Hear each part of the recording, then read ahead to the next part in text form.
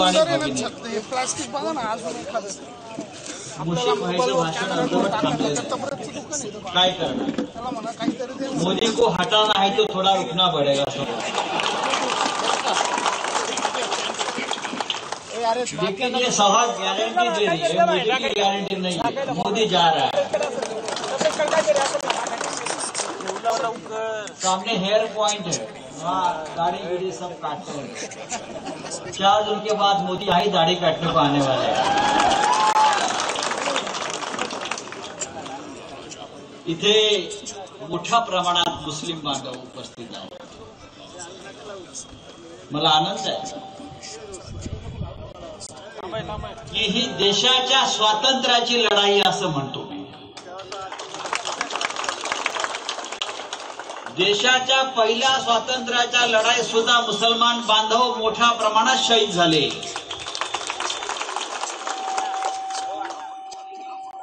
आणि आता ही देशाच्या स्वातंत्र्याची दुसरी लढाई, संविधान वाचवण्याची लढाई, या लढाईमध्ये सुद्धा देशभरातले मुस्लिम बांधव पुढाकार घेऊन लढताना मला दिसत आहेत, संघर्ष करताना दिसत आहेत। आज सुबह में पढ़ रहा था, महाराष्ट्र के एक नेता है जो मोदी के साथ आजकल बैठने लगे हैं, कल तक मोदी को गाली दे रहे थे।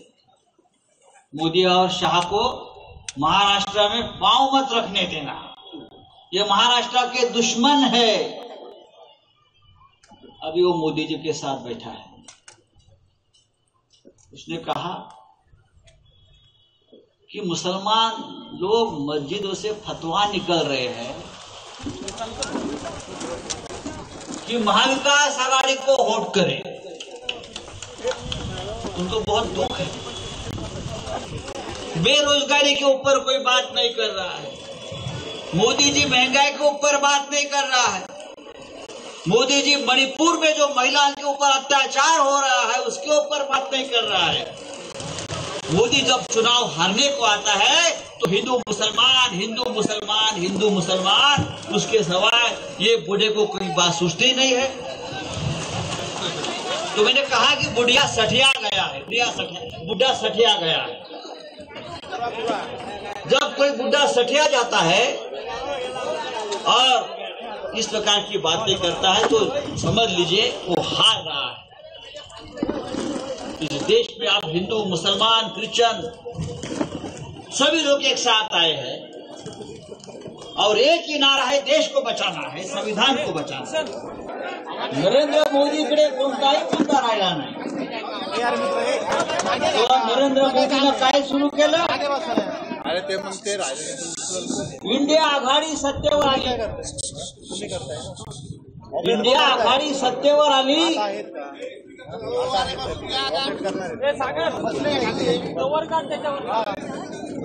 इंडिया आघाडी सत्तेवर आली तर या देशातले मुसलमान कांग्रेस त्यांना हिंदूंची संपत्ती अर्धी अर्धी वाटून दी, छीन लेगी, छीन लेगी। इतना ही नहीं तो औरतों के गले का मंगलसूत्र छीन लेगी। अरे अपने घर के मंगलसूत्र की प्रतिष्ठा रखो पहले। आपका घर का मंगलसूत्र यहां वहां भटक रहा है, वो देखिए।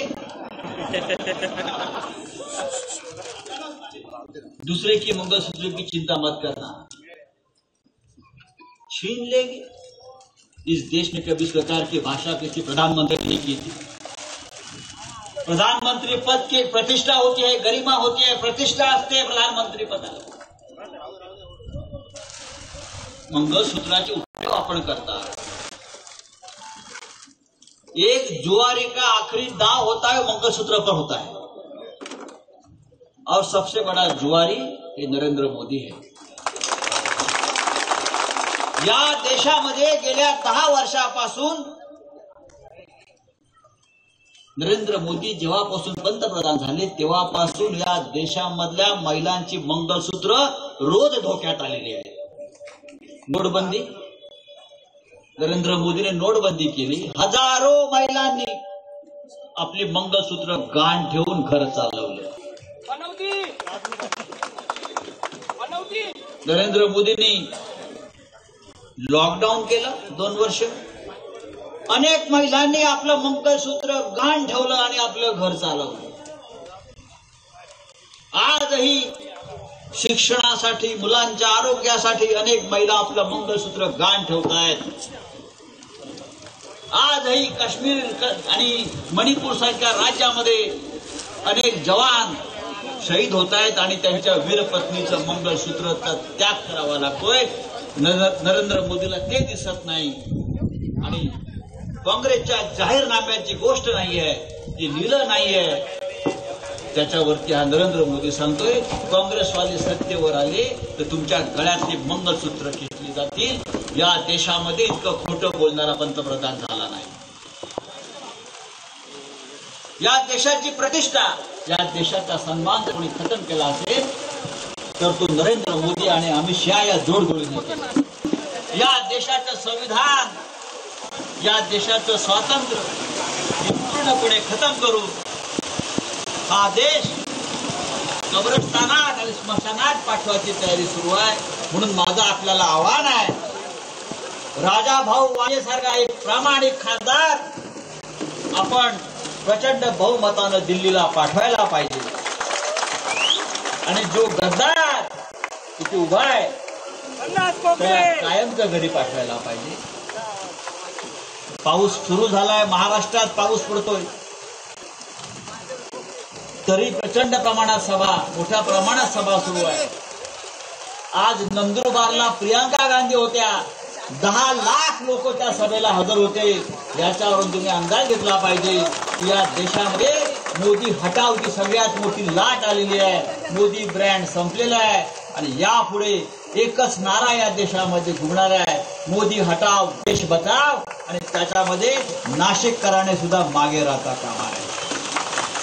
पुन्हा एकदा आपल्याला आवाहन करतो की राजाभाऊ वाजेंना आपण प्रचंड मताने निवडून द्या आणि एक मजबूत, एक प्रामाणिक असा नेता दिल्लीला पाठवा. जय हिंद, जय महाराष्ट्र. एबीपी माझा, उघडा डोळे बघा नीट.